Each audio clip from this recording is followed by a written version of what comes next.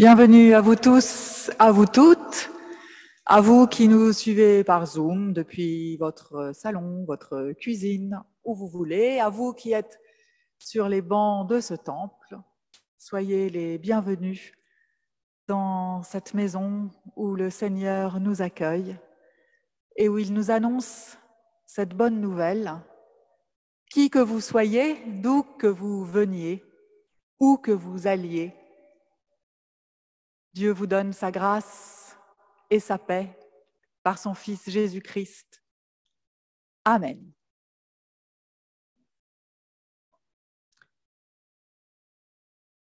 Ce culte est dédié aux personnes qui ont été sexuellement agressées ou violées.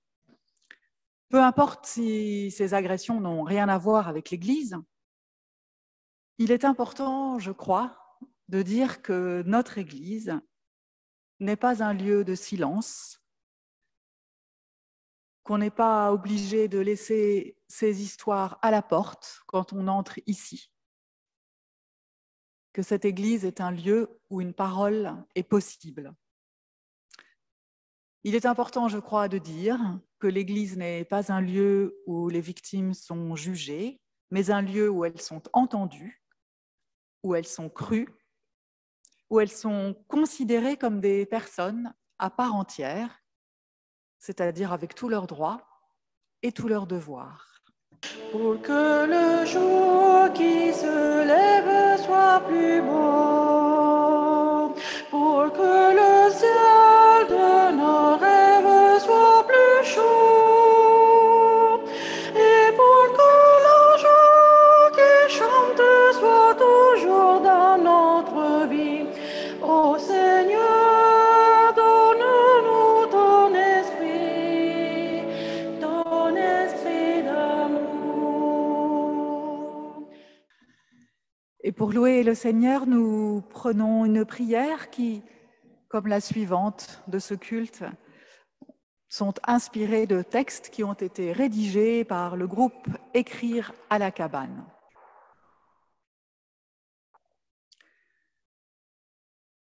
Seigneur, ouvre mes lèvres et ma bouche publiera ta louange. Nous ne le savons pas forcément, mais nous avons rendez-vous avec toi ce matin. Merci pour ta patience, ton accueil et ton écoute, Seigneur.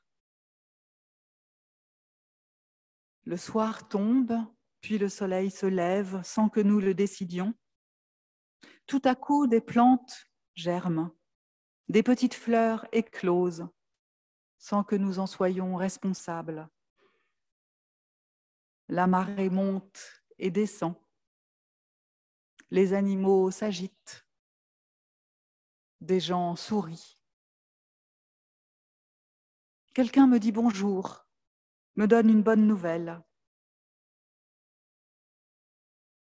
Seigneur, tu donnes un sens à ma vie car tu es l'élu saint et éternel de mon cœur.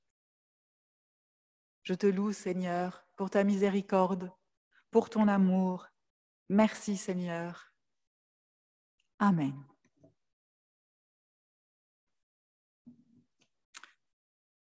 Et maintenant, nous allons remettre notre vie à Dieu, notre vie avec ses qualités, avec ses défauts, ses hauts et ses bas.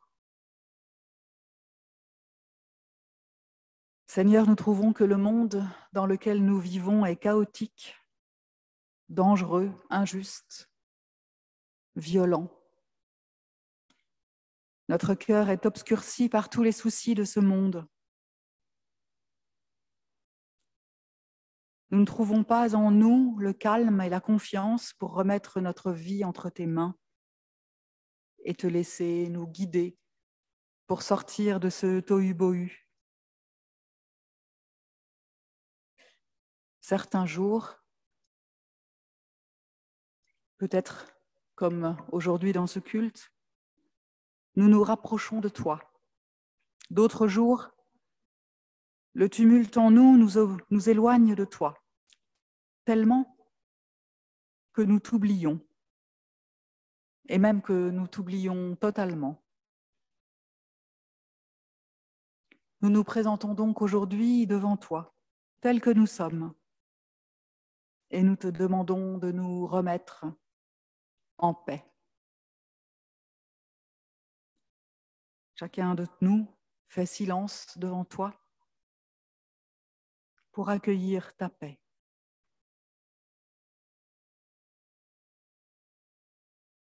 Quand je me réveille, Seigneur, je vois le soleil et la nature que tu nous as confiés. Mais qu'en avons-nous fait? J'ai envie de te louer pour tous les humains que tu nous as donnés à aimer. Mais Seigneur, que c'est difficile, car les divisions, les violences, les frustrations et les colères nous éloignent les uns des autres. Je devrais te louer pour la terre, sa diversité, les peuples qui l'habitent. Mais Seigneur, nous avons laissé des guerres se développer alors que nous aurions dû être des artisans de paix. Aide-nous, Seigneur, à revenir vers toi inlassablement. Amen.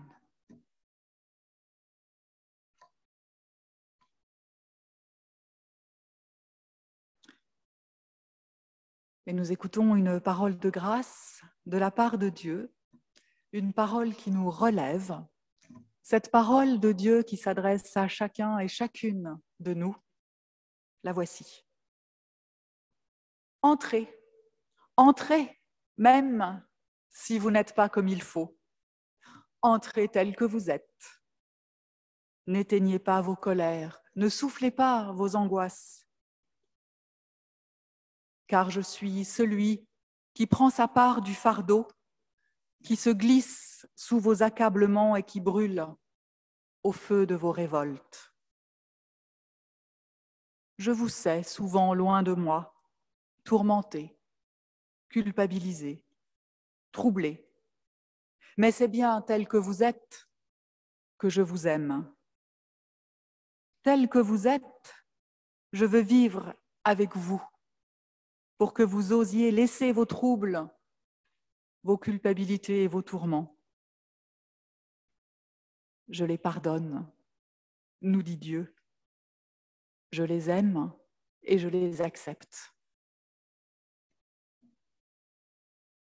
Alors à nous maintenant d'accepter, d'être acceptés par Dieu. Amen. Ô mon souffle fragile, ta parole se donne comme un vase d'argile, ton amour nous façonne. Ta parole murmure comme un secret d'amour. Ta parole est blessure qui nous ouvre le jour. Et nous allons maintenant ouvrir la Bible et pour cela nous prions. Seigneur, permets-nous de trouver aujourd'hui dans ton écriture une parole qui nous parle, qui nous touche ce matin et qui nous enflamme. Amen.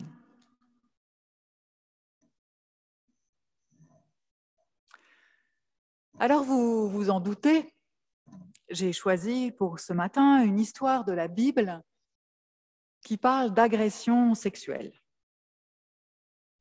Et voyez-vous, le choix a été difficile.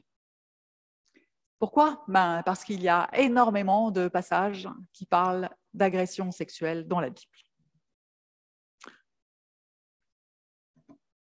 Il y a, par exemple, le projet d'agression en réunion des anges du Seigneur et des filles de Lot.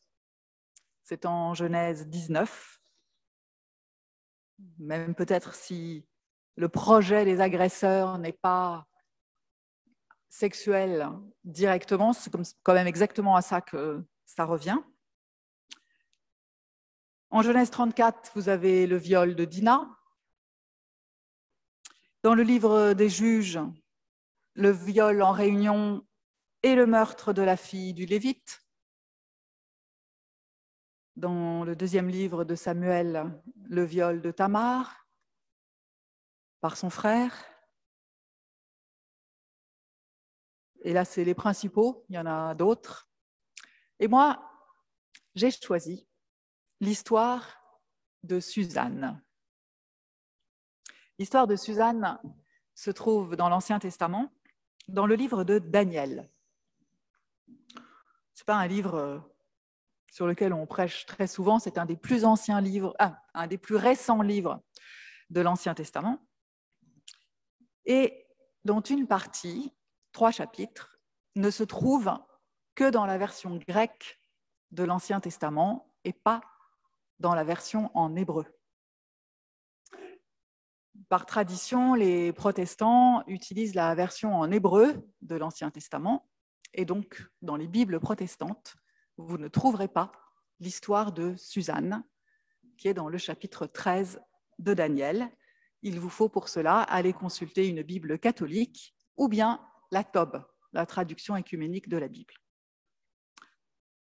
C'est dans la Tob que nous lisons maintenant quelques extraits du chapitre 13 de Daniel. Il y avait un homme qui habitait à Babylone. Son nom était Joachim. Il prit une femme nommée Suzanne, fille de Helkias, très belle et craignant le Seigneur. Ses parents étaient justes et ils avaient instruit leur fille selon la loi de Moïse. Joachim était très riche et il avait un parc attenant à sa maison. Les Juifs affluaient chez lui parce qu'il était le plus illustre de tous. On avait désigné comme juges cette année-là 2 anciens pris parmi le peuple, de ceux dont le maître a dit « L'iniquité est venue de Babylone, d'anciens, de juges qui passaient pour gouverner le peuple. » Ils fréquentaient eux-mêmes la maison de Joachim et tous les gens à juger venaient à eux. Or, lorsque le peuple s'était retiré au milieu du jour, Suzanne entrait et se promenait dans le parc de son mari. Les 2 anciens la voyaient chaque jour entrer et se promener, et ils furent pris de désir pour elle. Alors, ils fixèrent d'un commun accord un moment où ils pourraient la trouver seule. Or, tandis qu'ils guettaient un jour favorable, elle entra une fois, comme la veille et l'avant-veille, avec seulement 2 jeunes filles, et elle eut le désir de se baigner dans le parc, car il faisait chaud. Il n'y avait là personne, excepté les 2 anciens qui étaient cachés et la guettaient. Elle dit aux jeunes filles, « Apportez-moi de l'huile et des parfums, puis fermez les portes du parc pour que je me baigne. » Or, dès que les jeunes filles furent sorties, les 2 anciens se dressèrent, coururent vers elle et dirent, « Voici que les portes du parc sont fermées et personne ne nous voit. Nous sommes pris de désir pour toi. Consens donc à avoir des rapports avec nous. Sinon, nous témoignerons contre toi qu'un jeune homme était avec toi et que c'est pour cela que tu as congédié les jeunes filles. » Suzanne alors gémit et dit, « Je suis cernée de tous côtés. Si en effet je fais cela, c'est pour moi la mort. Et si je ne le fais pas, je n'échapperai pas à vos mains. Mieux vaut pour moi tomber entre vos mains sans l'avoir fait que de pécher en présence du Seigneur. » Et Suzanne cria d'une voix forte, tandis que les 2 anciens criaient aussi contre elle. L'un d'eux courut ouvrir les portes du parc. Dès que les gens de la maison eurent entendu ces clameurs dans le parc, ils se précipitèrent par la porte latérale pour voir ce qui lui était arrivé. Suzanne est donc une belle femme.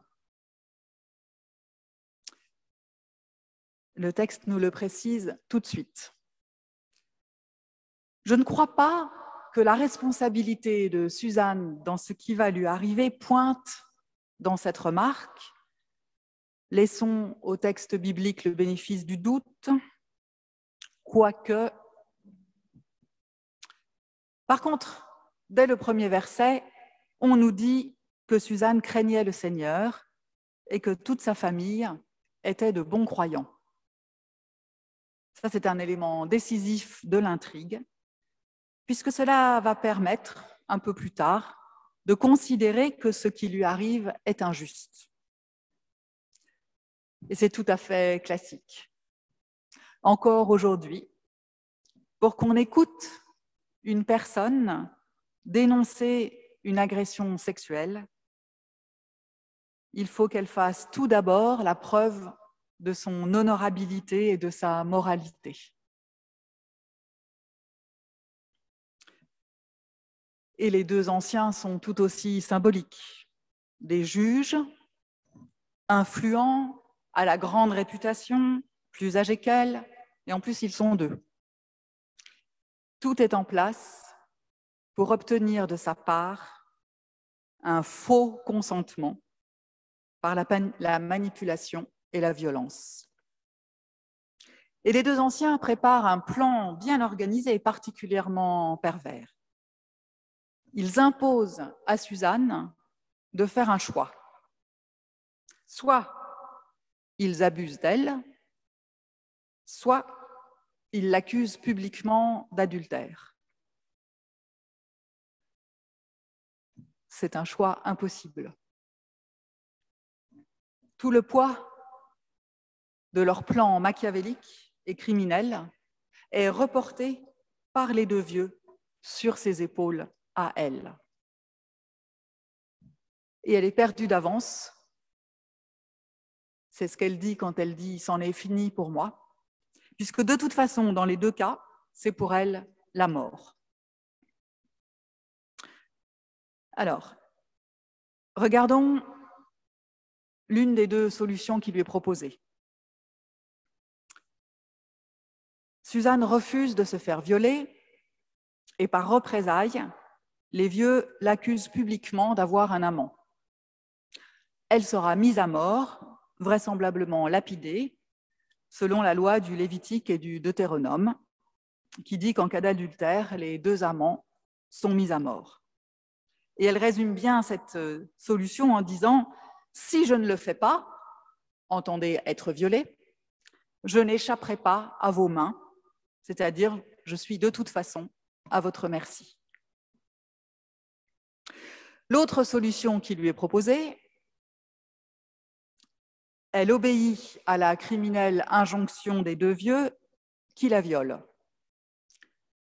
Et Suzanne résume cette solution ainsi. « Si en effet je fais cela, entendez être violée, c'est pour moi la mort. » Alors pourquoi la mort dans ce cas-là? Moi, j'ai imaginé deux choses. Premier cas de figure, le viol est découvert et Suzanne est condamnée à mort, vraisemblablement lapidée, par la loi dont je viens de parler, qui condamne les amants à mort. Le fait qu'elle ait été violée n'entre absolument pas en ligne de compte. Alors vous me direz, ok, mais les deux vieux, dans ces cas-là, ils vont être lapidés aussi. Alors, pas sûr. Parce que la faute et le crime sont toujours ceux de la femme, en tout cas de la victime, avant d'être ceux de l'homme, de l'agresseur. Ça me fait penser à cette histoire dans le Nouveau Testament de Jésus et de la femme adultère. Elle est condamnée, seule, à être lapidée. Le récit ne dit pas un mot de son amant. Où est-il? Pourquoi n'est-il ni jugé ni condamné alors que la loi ordonne la peine de mort pour les deux? Et Jésus lui-même ne dira rien de cet amant lâche et immoral. Et pourtant, on pourrait dire beaucoup de choses de cet absent qui abandonne sa bien-aimée devant le tribunal et la laissent seule endosser la punition mortelle de leur crime, puisque c'était un crime à l'époque. Et pour moi, c'est là qu'est sa faute à cet amant absent et sa perversité dans sa volonté de faire endosser à l'autre sa propre responsabilité. Revenons à Suzanne. Toujours dans le cas où Suzanne serait violée, deuxième cas de figure, le viol n'est pas découvert. Mais Suzanne reste la preuve vivante du crime, l'incarnation de la faute commise par d'autres. Elle doit donc mourir pour qu'ils puissent vivre en paix, les agresseurs. Parce que la condamnation et la peine n'ont finalement pas à voir avec la responsabilité et la culpabilité. Alors quand elle parle de mort pour elle, se donnera-t-elle la mort? C'est possible. Ou cessera-t-elle d'éprouver le moindre élan vital? C'est possible. Et ce n'est pas très différent de nos jours, où les personnes qui sont victimes d'agressions sexuelles sont vouées à une mort tout aussi dévastatrice, qui vous réduit à ne plus vivre, tout juste à survivre, enfermé dans la culpabilité et ou la victimisation. Alors, devant toutes ces solutions qui aboutissent à la mort pour Suzanne, Suzanne choisit d'être condamnée à mort pour adultère, car, dit-elle, « Mieux vaut pour moi tomber entre vos mains sans l'avoir fait, c'est-à-dire sans avoir été violée. » Et ce choix impossible qui lui a été imposé rajoute de la perversité à cette agression. C'est à Suzanne d'assumer et d'être responsable de son viol ou de sa mort. Ensuite a lieu le procès que je vous résume. C'est très simple, ça se résume en une phrase. Les deux juges dénoncent Suzanne devant tout le peuple rassemblé chez son mari.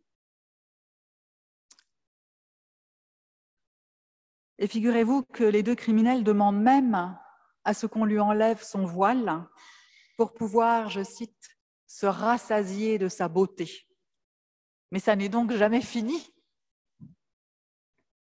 Ils essayent aussi certainement par ce geste d'apporter une preuve à leur discours accusateur. Vous voyez comme elle est belle, elle a forcément un amant. Et nous écoutons la suite. L'Assemblée les crut, en tant qu'anciens du peuple et juges, et ils la condamnèrent à mort. Suzanne alors cria d'une voix forte et dit : « Ô Dieu éternel, toi qui connais les secrets et sais toutes choses avant leur origine, tu sais bien qu'ils ont porté un faux témoignage contre moi. Et voici que je meurs sans avoir rien fait de ce qu'ils ont méchamment inventé contre moi. » Le Seigneur entendit sa voix. Tandis qu'on l'emmenait pour la faire périr, Dieu suscita l'Esprit Saint d'un tout jeune garçon nommé Daniel.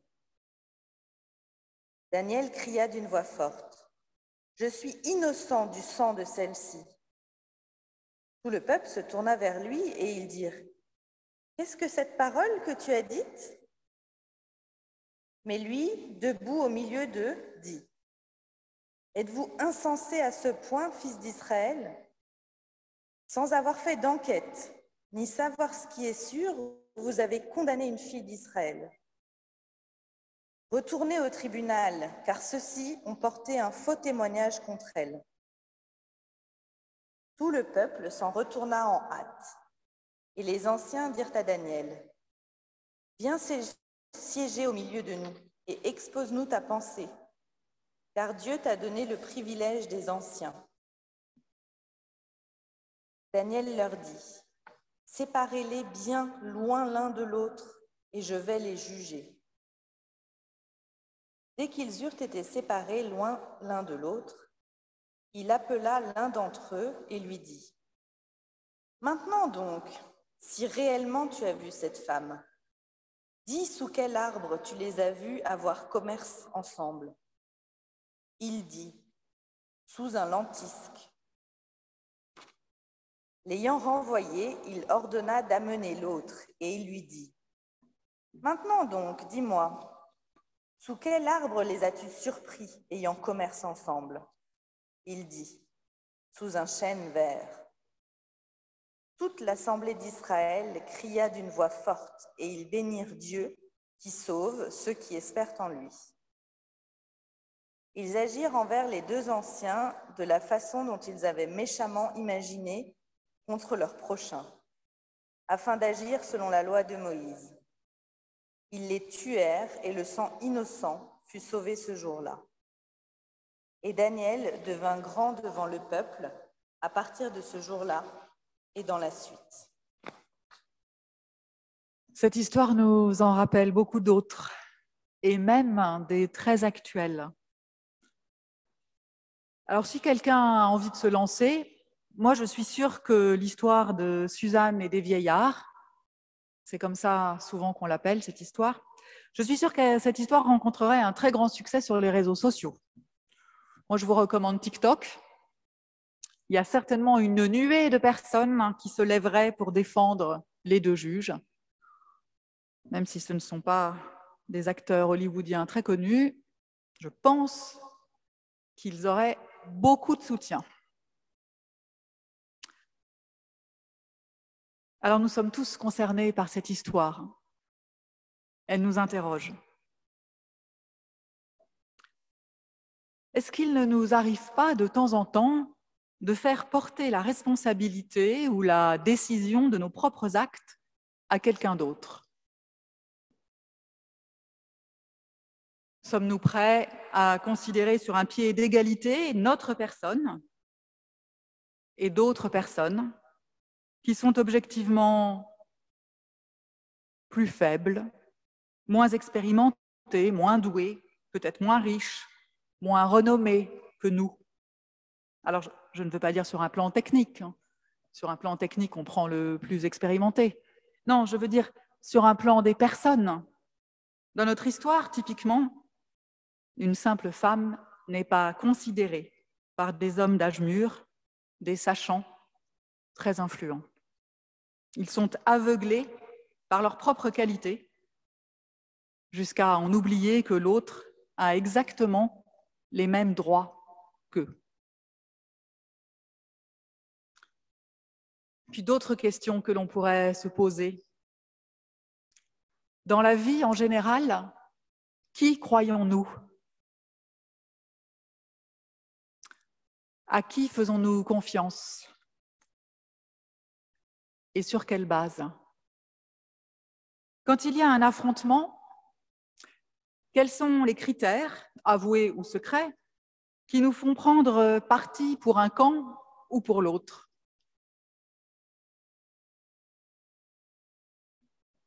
Aurions-nous cru les vieillards si nous étions parmi le peuple?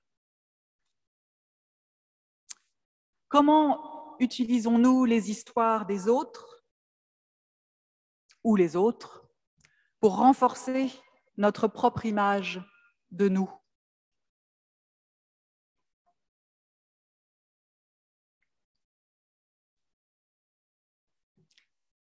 La parole des deux hommes suffit donc pour faire condamner à mort Suzanne. Personne ne conteste, personne ne pose de questions, aucune voix ne se lève pour interroger la parole des deux anciens, avant l'intervention de Daniel, j'entends. Aucune enquête, ni même aucun interrogatoire de Suzanne. Il n'y a pas de place pour sa parole à Suzanne parmi les humains. Non seulement elle a été agressée, responsabilisée, culpabilisée et condamnée, mais encore faut-il qu'elle soit contrainte à être muette. La seule parole possible pour Suzanne est un cri vers Dieu. Ce Dieu dont elle dit 3 fois qu'il connaît les secrets, qu'il sait toutes choses et qu'il sait bien ce qui s'est réellement passé. Parce que oui, c'est une chose sûre. Malgré toutes les apparences, il y en a un qui sait ce qui s'est passé. Un qui sait démasquer les vrais coupables, et c'est Dieu. Au plus profond de nos expériences indicibles, celles qui nous détruisent, Dieu est là, Jésus est là. Pas comme un Dieu de la toute-puissance qui aurait pu empêcher que cela arrive, mais comme un Dieu de la toute-possibilité. Un Dieu grâce à qui l'impossible peut devenir possible pour nous, peut prendre vie en nous. Son amour infaillible, son énergie peuvent nous pousser vers un chemin de relèvement, un chemin de restauration. Et comme nous l'avons dit vendredi soir, à notre soirée protestantisme pour débutants, son amour infaillible et son énergie peuvent nous conduire vers un chemin de résurrection. Amen. Nous allons maintenant avoir une prière pour les personnes victimes d'agressions sexuelles. Prions. Seigneur Jésus,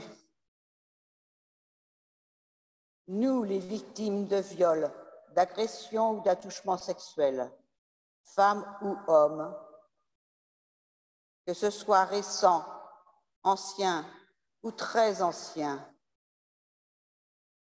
nous déposons à tes pieds notre sac de souffrances, de cauchemars, de déni, de tabous, de honte, de culpabilité. Nous te confions notre solitude, notre difficulté à en parler et à trouver une écoute bienveillante. Avec toi, nous pouvons dire « Notre agresseur est le seul responsable ». Emmène-nous sur le chemin de la reconstruction pour marcher la tête haute. Seigneur, sois notre aide et donne-nous ta paix. Amen. Je propose à celles et ceux qui le souhaitent de se lever en signe d'accompagnement des victimes et pour symboliquement les entourer. Et l'orgue nous accompagne quelques instants.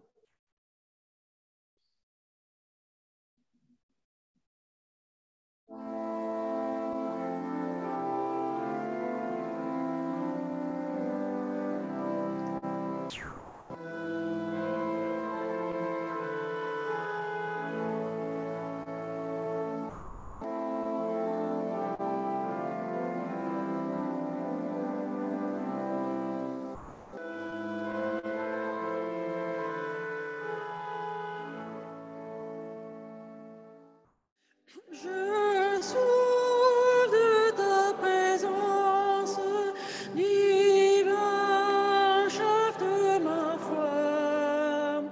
Dans ma faiblesse immense, que faire-je sans toi? Chaque jour, à chaque heure, oh, j'ai besoin de toi.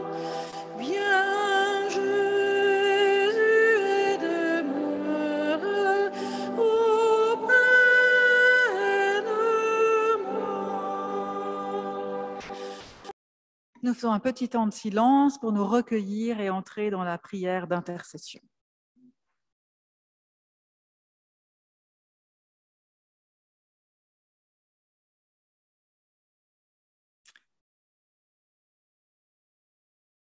Seigneur, nous voulons t'offrir nos détresses.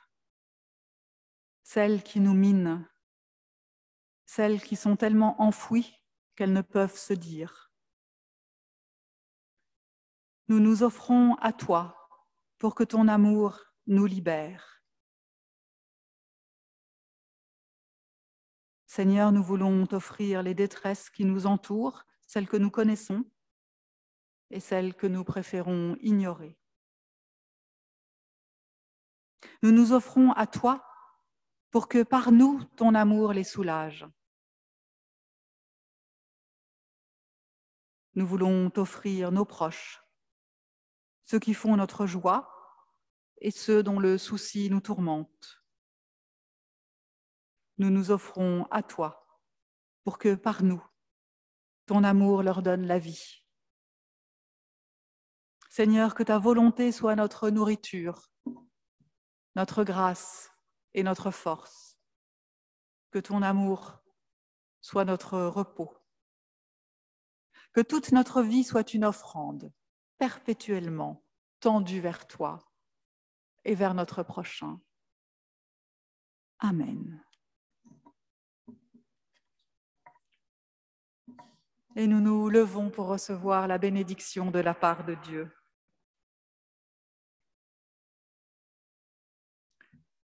Frères et sœurs, il n'y a plus de Christ visible.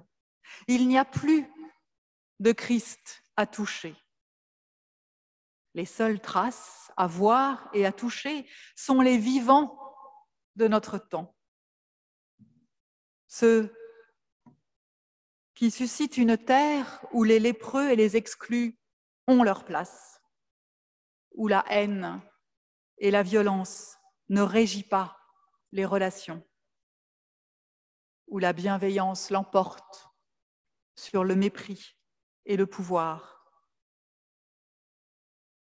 où le respect empêche la violence, où l'accueil écarte le repli sur soi. Frères et sœurs, c'est vous qui attestez de la vitalité du ressuscité. Dieu vous bénit et vous garde, vous et tous ceux que vous aimez. Amen.